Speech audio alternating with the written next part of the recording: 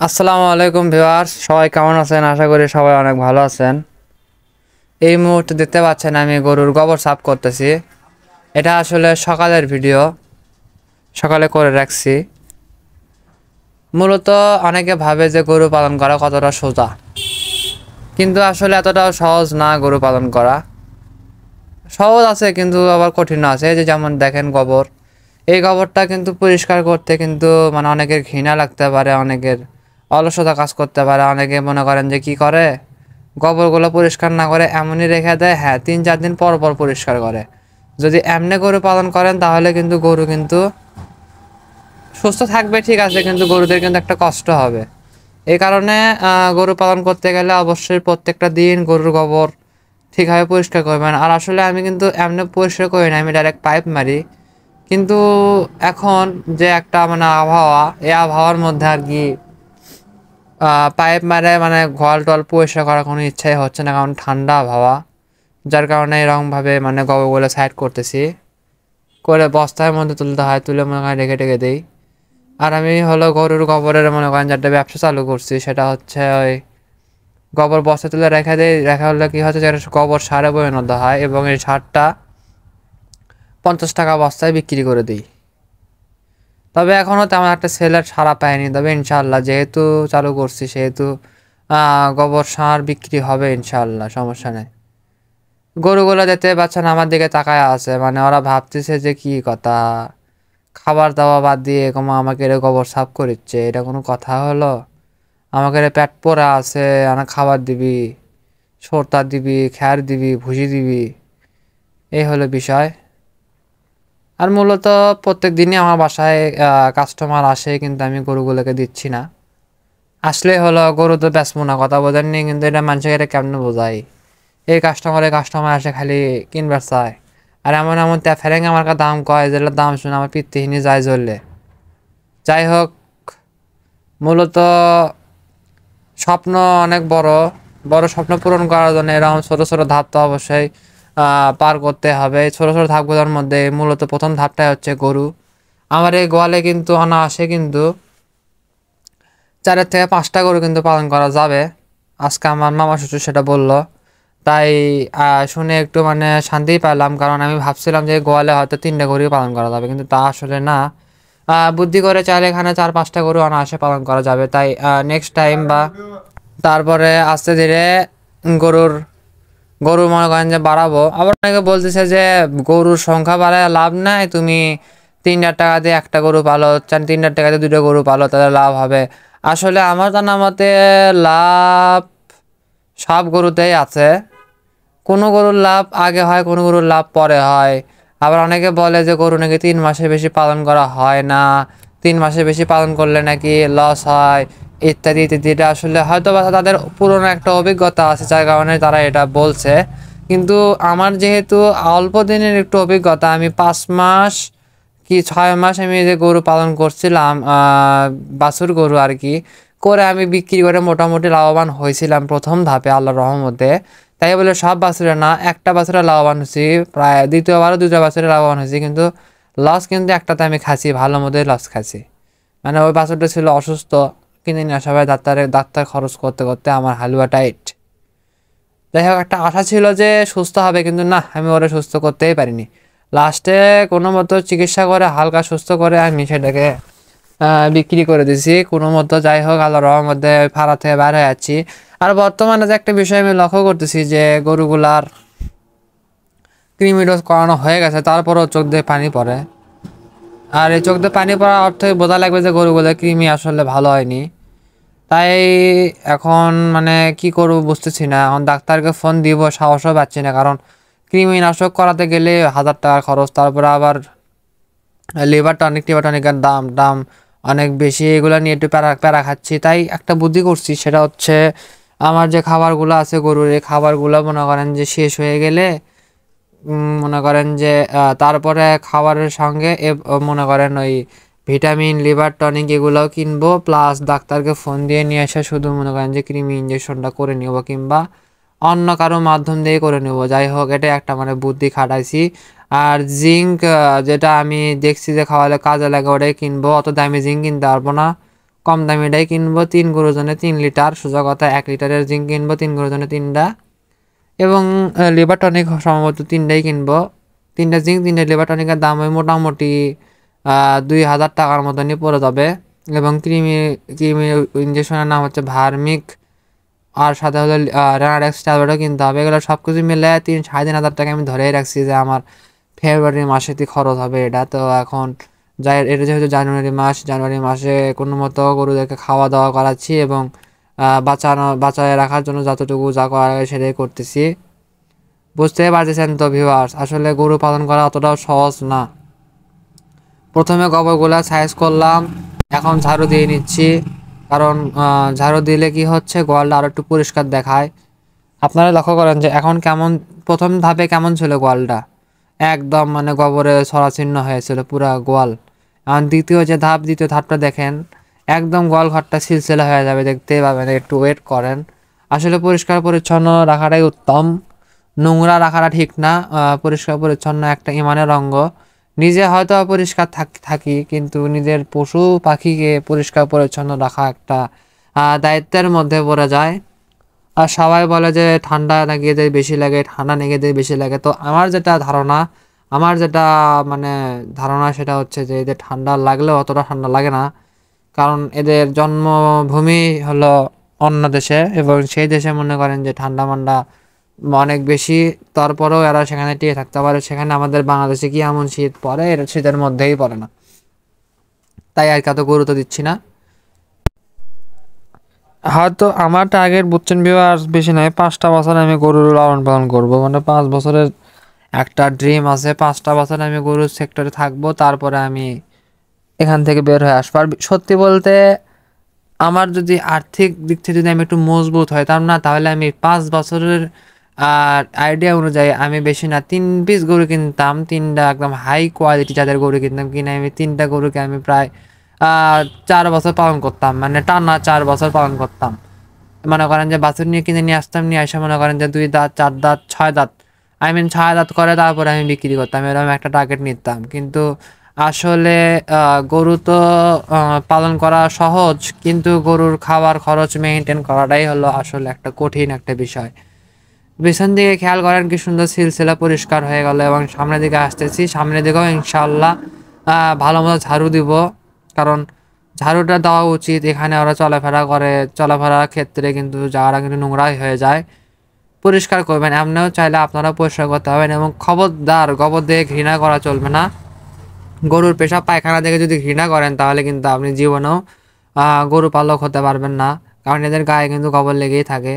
এরা কিন্তু যখন তখন পেশাব পায়খানা করেই থাকে, তাই এদেরকে কখনো অবহেলা কিংবা ঘৃণা করবেন না।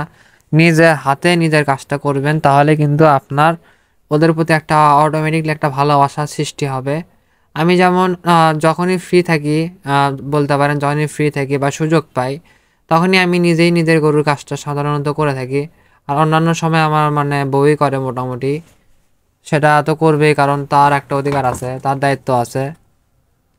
কিন্তু আমি মাঝে মাঝে করি, যেমন আজকে করতেছি যে দেখতেই পাচ্ছেন, অন্যান্য সময় করি বা করি না।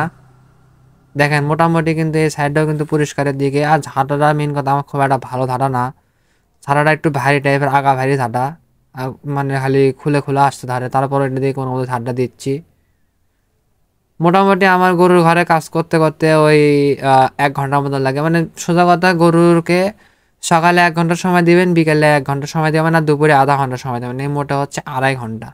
প্রত্যেক দিন যদি 2.5 ঘন্টা সময় দেন, লস কোথায়, তাই না? প্রত্যেকদিন 2.5 ঘন্টা করে সময় দিলেন, এমনটা তো না যে আপনি সকাল থেকে বিকাল পর্যন্ত আপনার ডিউটি এদেরকে সময় দেওয়া, তাহলে মানে বোঝা গেল না যে না, অতিরিক্ত সময় খাচ্ছে, অসহ্য। তা কিন্তু না ভিউয়ার্স, এরা হ্যাঁ সকালে সময় দিবেন, দুপুরে সময় দেন এবং বিকেলে সময় দেন, যেমনটা আপনি সকালে খান, দুপুরে খান, বিকেলে খান বা রাতে খান, এরকম গরুরাও সেম। এক এক জায়গার এক এক নিয়ম। অনেকে আবার গরুদেরকে রাতের বেলাও খাবার দেয়, সেই তুলনায় আমি রাতের বেলা খাবার দেই না।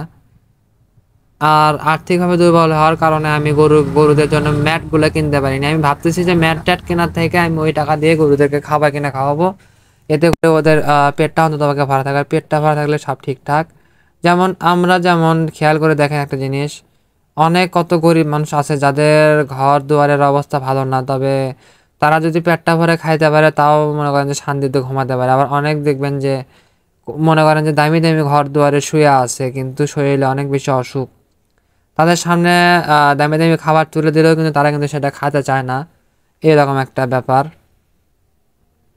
তাই সব দিকে বিবেচনা করাটা উচিত, সব দিকে বুদ্ধিশুদ্ধি করে নেওয়াটা উচিত যে আসলে কোনটা ঠিক কোনটা ব্যাঠিক।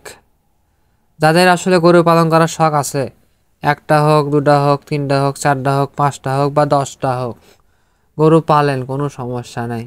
গরু পালন করার মধ্যে অনেক আনন্দ আছে। সময় দিবেন, এদের সাথে গোষ্ঠে গল্প করবেন, এদেরকে আদর করবেন, ভালোবাসবেন, দেখবেন যে আপনার সময় কাটা যাবে। আপনার মনে করেন ধরেলেন মনটা খুব খারাপ, আপনি গরুর গোয়ালে গেলেন, ওদের সাথে গল্প করলেন, যেহেতু ওরা বোবা প্রাণী, ওরা দেখবেন যে গাও চাটে দিবে, তারপরে একটু শিং দিয়ে গুতা মারা ট্রাই করবে, মানে এক কথায় কি ওরা একটু খেলাধুলা করতে ভালোবাসে। এগুলা মনে করেন যে ভালোই লাগে দেখতে। প্রথম প্রথম যখন আমার ছিল না, তখন আমি এই সেক্টরে আসার জন্য অনেক ভিডিও দেখছি ইউটিউবে, বলতে পারেন যে প্রত্যেক দিন আমি খালি ভিডিওই দেখছি।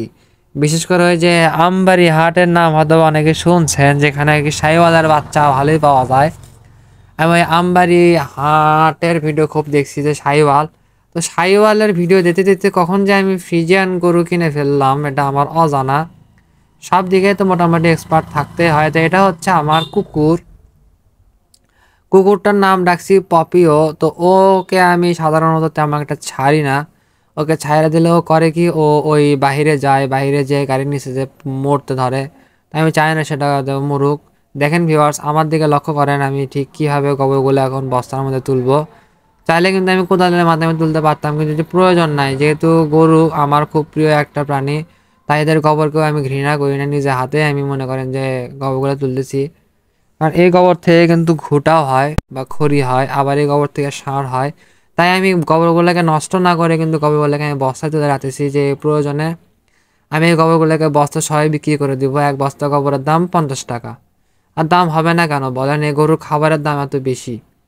1 কেজি ভুসির দাম 45 টাকা, 1 কেজি খোলের দাম 45 টাকা, 1 কেজি গোড়ার দাম 15 টাকা, এক বস্তা মানে 1 কেজি ফিডের দাম হলো 60 টাকা, তাই না? আরও অন্যান্য মেলা ধরনের খাবার আছে। তাহলে বোঝেন এই খাবারগুলো আমি যে এদেরকে খাওয়াচ্ছি, যাই হোক, এগুলা খাবারের মাধ্যমেই কিন্তু এদের এই গোবরটা কিন্তু আসতেছে। আর সেই গোবরে কিন্তু প্রচুর পরিমাণের কিন্তু যাই হোক মানে ওই সার থাকে। এই সারটার মাধ্যমে কিন্তু গাছগাছালিতে অনেক উন্নতি হয়, মানে গাছের গোড়ায় দিলে গাছের উর্বরতা বৃদ্ধি পায়, গাছ বড় হয়, গাছ ভালো থাকে। একমাত্র যারা গাছ প্রেমিক তারাই মানে গোবরের মর্মটা বলতে পারবেন, যে আসলে গোবরের মর্মটা কতটুকু। বাদ বাকিরা কিন্তু বলবেন না বা বুঝবেন না যে আসলে গোবরের মর্মটা কতটুকু। আমি সবসময় চিন্তা করি যে নিজের কাজ নিজে করব, তাহলে কাজটা ভালো হবে। নিজের কাজ যখন অন্যকে দিয়ে করাবো তখন সেই কাজটা মনের মতন জীবনেও হবে না। দেখবেন যে ভুল একটা না একটা বের হবে, আর সেই ভুলটা যখন ধরতে যাব তখন মনে করেন যে নিজে ধারা খেয়ে যাব। কারণ সাপোজ আপনি একটা আপনার কাজে কেউ একটা কাম করলো, তখন কিন্তু আপনার সেটা ক্ষতি পোষাতে কিন্তু অনেক বেশি সমস্যা হবে। এই গোবরগুলা যদি আল্লাহর রহমতে যদি বিক্রি শুরু হয়ে যায় তাহলে আমার একটু উপকারী হবে। ধরে নেন দিনে যদি 2 বস্তা গোবর বিক্রি হলো, 100 টাকা যদি গোবর বিক্রি হয়, তাহলে 3 গরুর মধ্যে আমার 1 গরুর খাবার খরচের টাকা উঠে আসলো। আর দিনে যদি ওই 4-5 বস্তা করে গোবর বিক্রি হয় তাহলে তো আলহামদুলিল্লাহ, কারণ আমি গোবর জড়ো করতেছি এখন। তো এই গোবরগুলো যখন প্রতিদিন যখন সেল শুরু হবে তখন আর প্যারা নাই। মানে এলাকায় একটা মনে করেন যে নাম ডাক হতে হবে, যে মানে তোহার বাসায় গরুর গোবর পাওয়া যায় বা গরুর গোবরের সার পাওয়া যায়, সে বিক্রি করে। আর আমি এই গোবরগুলোর মধ্যে খ্যার দিচ্ছি কেন জানেন না? এই খ্যার আর গোবরটা মিশ্রিত হয়ে যখন একটু পুরানো হয়ে যাবে তখন কিন্তু এই গোবরে কিন্তু একটা আধ্যাত্মিক একটা মনে করেন যে সার তৈরি হবে, যে সারের মাধ্যমে কিন্তু ফলনটা বৃদ্ধি পাবে। আমি নিজেই কিছু গাছ লাগাবো খুব তাড়াতাড়ি, যেহেতু আমার ছাগল বাগিয়ে দিয়ে দিছি, সেহেতু আমার বাসাতে আর যাই হোক গাছ খাইলেও গাছ খাওয়ার মতো কোনো প্লেয়ার নাই। আছে মুরগি, কিন্তু মুরগিরা অতটাও খারাপ না, মোটামুটি মনে করেন যে মুরগিদের পেন একটু কমই হয়, অত ঝামেলা হয় না আর কি। আচ্ছা যাই হোক ভিউয়ার্স, আমার মূলত যে গোবরের যে গোবর টবর সাফ টাফ করে একদম এটা ক্লিয়ার করে দিলাম, আমার কিন্তু এই স্টেপটা কমপ্লিট হয়ে গেল। এখন আমার যেটা তৃতীয় স্টেপ সেটা আপনারা দেখার জন্য প্রস্তুতি নেন ভিউয়ার্স। গরুর কাজ এতটাও সহজ না, এটাই আমি আপনাদেরকে নিজের চোখে দেখালাম যে আসলে আমি কোনো কিছু কিন্তু কাটাকাটি করিনি, আমি যা যা করতেছি সেটা সবই দেখাচ্ছি, কারণ এটা দেখানোটা জরুরি ছিল। ওই মানুষেরা করে কি কাটা কাটা দেখায়, খালি দেখায় উপরেরটা নিচেরটা দেখায় না, তাই জন্য আর কি আমি পুরোপুরি দেখানোর চেষ্টা করতেছি, যাতে করে মনে করেন যে আপনারা বোঝেন যে এই সেক্টরে কাজ অতটা সহজ না। গোবর কিন্তু এই বস্তাটা বড় বস্তা, বুঝতে পারছেন, এই বস্তাটার মধ্যে কালকে আমি গোবর উঠাবো। এটা এক হাতে তোলার মধ্যে সত্যি আমার গায়ে নেই, কারণ আমি শুকনা মানুষ, আমার গায়ে এত শক্তি টক্তি নাই, তাই আমি এটা এখানে রেখে দিলাম, কারণ কালকে এটার মধ্যে আমি গোবরটা উঠাবো। একদম বস্তা ফুল লোড দিব, দিয়ে তারপরে আমি গোবরগুলোকে বাইরে বের করে নিব। কালকে গোবরগুলো বস্তায় তুলে গোবরটা বের করে আমি গোয়ালটাকে ধুয়ে দিব আর কি। ধুয়ে দেওয়াটা উচিত, কারণ যেহেতু গরুর খুরার মধ্যে গোবর ঢুকে থাকে এবং সেখান থেকে কোনো রোগ টোগ সৃষ্টি হলেও হতে পারে, বলা তো যায় না কি হয় না হয়, তাই সাবধানের মান নাই। সময় থাকতে সময়ের কাজ সময় করে নিব, তাহলে পরবর্তীতে কোনো রকমের ঝামেলা হবে না। আর আমি একটু মন ভালো টাইপের মানুষ, তাই একটু আমার ক্ষতিটা একটু বেশি হয়। এখন দেখেন আমি কি করি, স্বাভাবিক কোনো কিছুই না, অস্বাভাবিক কোনো কিছুই না। আমার বাড়ির পরিবেশটা গরু পালন করার পর থেকে একটু নোংরা হয়ে গেছে, যেখানে সেখানে খড় পড়ে থাকে এবং এই খড়গুলাকে সাফ করা অতটা কঠিন না। যাই হোক, আমার দোকানের মধ্যে আমি ঢুকতেছি, দেখেন ভিউয়ার্স, এটা হচ্ছে আমার দোকানের একটা অংশ বিশেষ। দোকানে আমার খাটও আছে। দোকানে আমি রাত করে থাকাটাই পছন্দ করি, কারণ চোরের এলাকা তো, দোকানপাটও যেন চুরি না হয়, প্লাস গরুগুলোও যেন চুরি না হয়, সেই জন্য আর কি আমি দোকানে থাকি। তাহলে কেউ আসলে আমি বুঝতে পারবো, কোনো প্যারা হবে না। এই যে দেখেন ভিউয়ার্স, দোকান থেকে আমি খাবার নিয়ে আসলাম গরুর জন্য। দেখেন আমি কিন্তু গরুর খাবারের মধ্যে অত বেশি মানে পানি দেই না। আমার এই বালতিগুলোর মধ্যে আমি দানাদার খাবারটা তৈরি করে ভিজিয়ে রাখি, কারণ ভিজিয়ে রাখলে জিনিসটা একটু মানে নরম হয়, তারপরে গরুদেরকে খাবার দিলে খুব আরামের সাথে খায়, অত প্যারা হয় না। আর সাধারণত আমি তো খড় খড় তো দেই, এই কারণে মনে করেন যারা চাবায় চাবায় মজা মজা করে খায় নেয়। আমি কিন্তু খাবারের পরিমাণটা আল্লাহর মধ্যে বাড়াইয়া দিছি।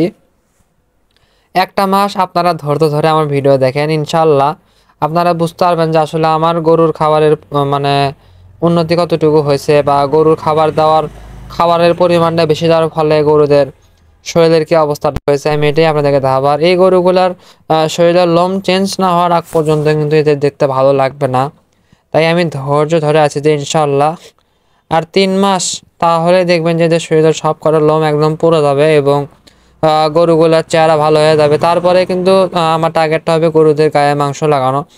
আর গরুদের গায়ে মাংস লাগানোটা শুরু হয়ে গেলে কিন্তু আর কোনো চাপ নেই। আর গরু পালন করা কিন্তু একটা মজার বিষয়, কি গরু পালতে গেলে আপনার মনোবল থাকতে হবে অতিরিক্ত, মানে অনেক বেশি, প্লাস আপনার নিজের পরিশ্রম করতে হবে, আর আপনার একটু টাকা পয়সা থাকতে হবে। ভয় করলে চলবে না। আমি মাঝে মাঝে বলছেন ভিউয়ার্স ভয় খাইয়া যাইছি, সর্বনাশ আমি কেমনে পালবো এগুলা। পরবর্তীতে মনকে আমি বোঝাই যে না, আসলে ভয় করার মতন কিচ্ছু নাই, ভয় করার মতন কিছুই নাই। আমি চেষ্টা করব, আমি পারবো, আমি অবশ্যই পারবো। ভয় করলাম তো হেরে গেলাম, ভয় করলে চলবে না। আমি রিস্ক নিতে ভালোবাসি, রিস্ক নিব, নিজেই নিজের বিপদ টানে আনবো এবং নিজে সেটা চিন্তা ভাবনা করে সেখান থেকে আমি একটা ভালো কিছু অর্জন করব। তবে এই যে দেখেন আমি কিন্তু খাওয়াটা রাখলাম, এর রাখার কারণটা কি দেখেন ভিউয়ার্স, এরা করে কি, এরা যেখানে খায় সেখানেই হাগে, অর্থাৎ যে চারির মধ্যে খায় সেই চারির মধ্যে প্রসাব করে, নাহলে পায়খানা করে। তো পায়খানা করার কোনো উপায় নেই, তো এরা প্রসাব করে, এখন চারির উপরে দাঁড়িয়ে থাকে ছ্যাঁত করে পেশাব করে।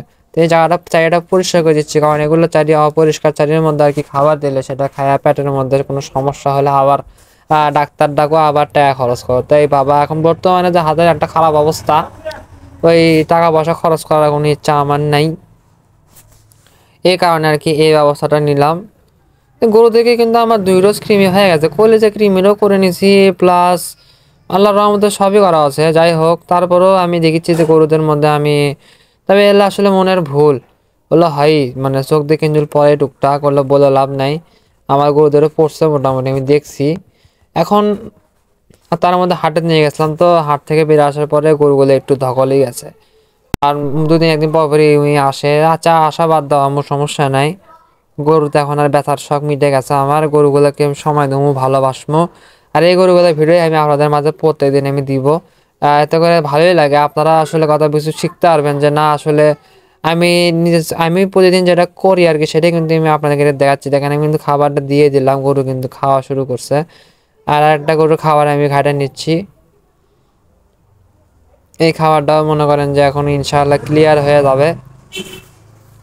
এই খাবারটাও এই দিয়ে দেবো এখন।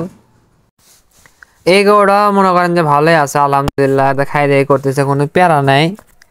মূলত আমার হাসি লাগে গরুরা খাও ভালো কথা, খায় চাইরে চাইরে খায় একদম, ওখানে আর কোনো নোংরা করো না, তা করে না, উল্টা মনে করেন 19-20 করে এদের ধর্ম। যাই হোক, এদেরও একটু খাবারটা দিয়ে দিচ্ছি, দেখেন খাই দাই করে নিবে। এর চাইতেও খাবার দিয়ে দিলাম। গরুগুলা মাশাআল্লাহ ভালোই আছে, খারাপ নাই, খায় দায় জাবর কাটে, ঘুম পারে। আবার মাঝে মাঝে অসহায়ের মতন দাঁড়া থাকে, ঠিক ঠিকানা নেই, বোঝেন নি ভিউয়ার্স? তাহলে আপনি এর সাথে কথা কওয়া মানে ভিডিও পোস্ট করবে যায়, সময় তো লাগে, বোঝেন নি? একটা ভিডিও এডিট করতে সময় লাগে না, ভয়েস বসাচ্ছি, ভয়েস বসাতে বসাতে আমার ঘুম ধরে গেছে। আর নতুন উদ্যোক্তা হলে যা হয়, আমি কিন্তু নতুন উদ্যোক্তা আর নাই। আমার গরু পালার বয়স ইয়ার কি করতে করতে মোটামুটি আমার গরু পালার বয়স 1 বছর হয়েই গেল। 1 বছর না হলেও 7 মানে 8 থেকে 9 মাস হয়েই গেল। ধরে নেন আমার ইউটিউবের বয়স যা, আমার গরু পালন করার বয়স মোটামুটি তা। আমি এর আগে কোনোদিনও লং টাইম গরু পালন করিনি। আর ওর কথা বহুত শুনছি যে গরু পাললে হ্যান হয় ত্যান হয়। তো যাই হোক, এই গরুটা আমার এখনো মানে তো আর হয়নি। এলে গরু যখন তৈরি হবি ভিউয়ার্স, বিশ্বাস করেন দেখার মতো হবে। মানে মাশাআল্লাহ বলতে ভুলেন না, মাশাআল্লাহ তো কওয়াই লাগবি না, মাশাআল্লাহ করলে কর, না করলে না কর, আপনি কি ব্যক্তিগত বিষয়। আর আমার এলে যে হাড্ডি সুতা গরু, মানে হাড্ডি মার্কা গরু, এলে গরুর ওই মনে করেন যে দেখে কারো নজর লাগার কথা লয়, আমার যেটা মনে হয় আর কি, মন যেটা কয়। আর তার উপরেও যদি নজর টজর লেগে যায় তাহলে আর কি আর করার। আর মনে করেন যে দুঃখ তার একটা বিষয় হয়ে যাবে, অনেক কান্দি মনে হাসবো না, কি কর্ম তারা কোনো ঠিক ঠিকানা নাই, স্টেশন নাই। তাই হোক, গরুগুলো খাওয়া দাওয়া শুরু করে দিয়েছে আলহামদুলিল্লাহ। গরুগুলো পেটটা ভরে খায় দেয় গরুক, এটাই হচ্ছে আমার কোয়া বা চাওয়া। দেখেন গরুগুলার স্ট্রাকচারটা কত সুন্দর, হাত পা গুলা মানে পা গুলো কি সুন্দর মোটা লম্বা চওড়া, কালারগুলো কত সুন্দর নিখুঁত কালারের গরু।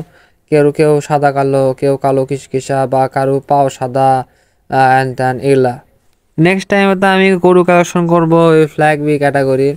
বা আজকে আমার মামা শ্বশুর একটা কথা বললো যে 3 মাসের প্রেগনেন্ট গাভী, মানে 3 মাসের গাভী মানে প্রেগনেন্ট গাভী, এটা চেক দিয়ে এমন ক্যাটাগরির কিছু গাভী কিনে নিয়ে এসে 3 মাসের মানে প্রেগনেন্ট গাভী কিনে নিয়ে এসে আরো 3 মাস মানে 6 কি 7 মাসের গাভীন করে নিয়ে সেটাকে মনে করেন যে বিক্রি করলে নাকি ভালো টাকা লাভ হয় আর কি, তারা এটা বললো।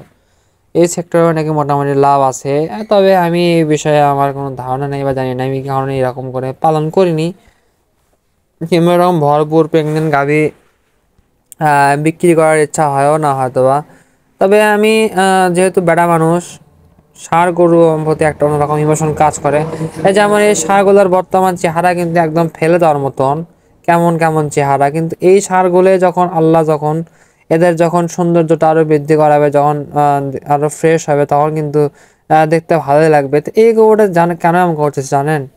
আসলে আমি কিন্তু সমস্ত শর্তটা যেটাকে বলা হয় আর কি, এরকম শর্তাই হবে, পুরোপুরি দেই না। তাই আমি মোটামুটি শর্ত যতটুকু দেওয়া দরকার ততটুকু আমি দিছি। আর আমি এখন এদের জন্য একটা দামি জিনিস নিয়ে আসলাম, সেটা হচ্ছে খড়। এই যে দেখেন ভিউয়ার্স, খড়টা দিব, খড়টা দিয়ে এখন একদম মেখে দিব এই শর্তাটা। আর একদম খুব মজা মজা করে সম্পূর্ণটাই খেয়ে নেবে ইনশাআল্লাহ, একটা ফোঁটাও নষ্ট করবে না। দেখেন আমি এখন হাত দিয়ে মেখে দিচ্ছি, ও কিন্তু দাঁড়ায় আছে। আর আরো একটা সাহেব কিন্তু আমার দিকে তাকিয়ে আছে যে কখন আমার কাছে আসবে, আমাকেও খাইতে দিবে। এটাই হচ্ছে মূল বিষয়। আসলে এদেরকে এমন করে আমি খাওয়াই, আমি কোনো কিছু লুকাচ্ছি না আপনি কেন মাঝে, আমি সারা দিন মানে আমার মানে সারা দিনের একটা মুহূর্ত আমি আপনাদের মাঝে তুলে ধরলাম জাস্ট দেখানোর জন্য। দেখেন আমি কি করি না করি। একটা পুরুষ মানুষের জীবন কিন্তু অত সহজ না। পুরুষ মানুষেরা মনে করেন যে কোনো কিছু থেকে ভয় করে না, অনেক কিছুতে ভয় করে। যা এখন অনেকে অফিসার, অনেকে আবার এরকম আমার মতন রাখাল কামলা। তাই আমি নিজেকে রাখাল কামলাই মনে করি, আমি একটা রাখাল কামলা, সাধারণ মানুষ, নিজের প্রতি কোনো রকমের যত্ন নেই না, একদম অযত্নশীল একটা মানুষ। আমার মনে করেন যে সকাল বিকাল দুপুর রাত আমি সবসময় খালি আমার এই গরুগুলাকে নিয়ে আমি সব থেকে বেশি চিন্তা ভাবনা করি, কারণ এই গরুগুলার মধ্যে আমি আমার ফিউচারটা দেখতে পারি।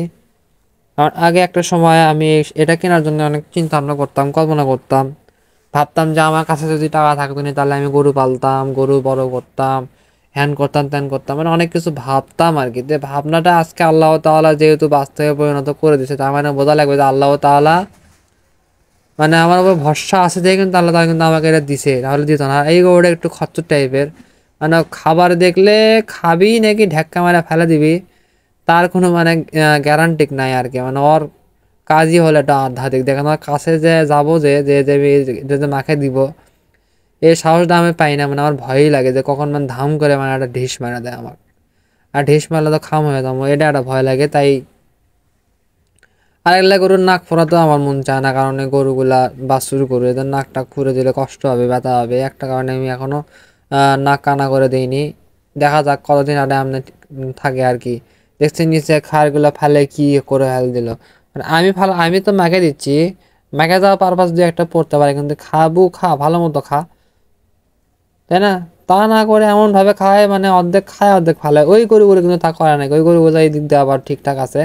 আর যাই হোক, আগে তো ফার্স্টে ঘুম থেকে উঠে আমি মনে করেন যে এদের গোয়াল পুরাটা ধুয়ে দেবো, এটা আমার ঘুম থেকে ওটা প্রথম কাজ করতে হবে কালকে, না হলে মনে করেন যে দেখতে ভাল লাগবে না। এই কাজটা হয়ে গেলে আলহামদুলিল্লাহ আর প্যারা নাই। দেখেন বিরাট গরুগুলো কিন্তু খুব আপন মনে কিন্তু খাই দাই করতেছে, একদম সর্তা দিয়ে খ্যার মাইখা দিছি।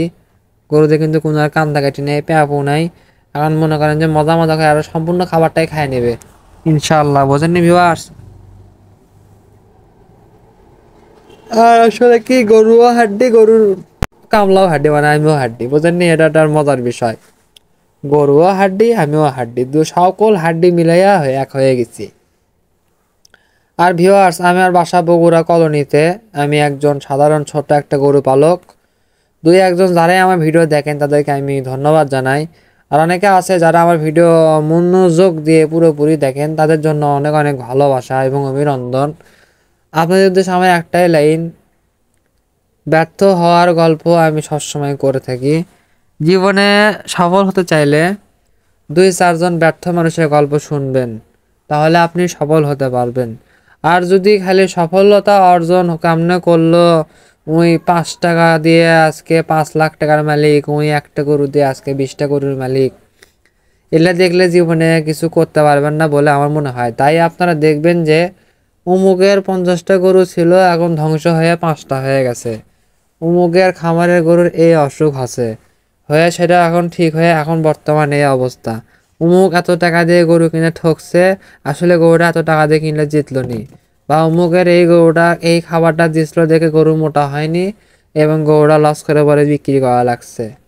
এলে বিষয় যখন আপনি জানতে পারবেন, তখনই কিন্তু আপনি আপনার খামারে কিন্তু এই বিষয়গুলো মেনে চলবেন এবং লস খাওয়ার চান্স হবে না এবং বাস খাবেন না, এটাই কথা। আর আমি তো মোটামুটি ছোটোর থেকে মানে যেটুকু গরু পাললাম আর কি, এই কয়েকটা দিনে বা কয়েকটা মাসে, এতে করে আমি একটা জিনিসই শিখছি যে আমি যে পরিমাণে ঠকানটা ঠকছি, স্টিল নাও এখনো আমি ঠকার উপরেই আছি। মানে মাঝে মাঝে তো খাবার টাবার খাওয়াতে পারছি না, টাকা পয়সার অভাবে। যে করে আমি বুঝেছি যে চোদন আছে ভাই এই লাইনে, এই সেক্টরে প্রচুর পরিমাণে প্যারা আছে। যদি আপনি প্যারা সামলাতে পারেন তাহলে আপনি গরু পালতে আসেন, না হলে গরু পালার কোনো দরকার নাই। আর আপনার এলাকায় যদি ঘাসের আবাদ না থাকে তাহলে আপনি গাই গরু সেক্টরে যায়েন না।